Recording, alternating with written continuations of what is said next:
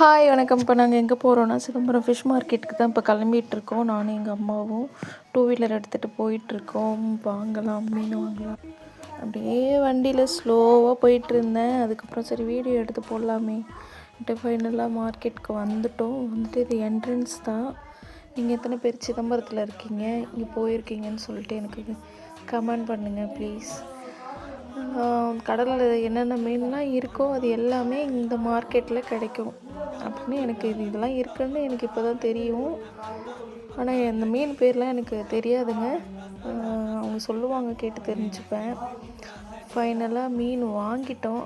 பாருங்களேன், இவ்வளோ இறால் மீன், விதவிதமான மீன், நண்டு நிறையா இருக்குது. ஃபைனலாக வாங்கிட்டோம்.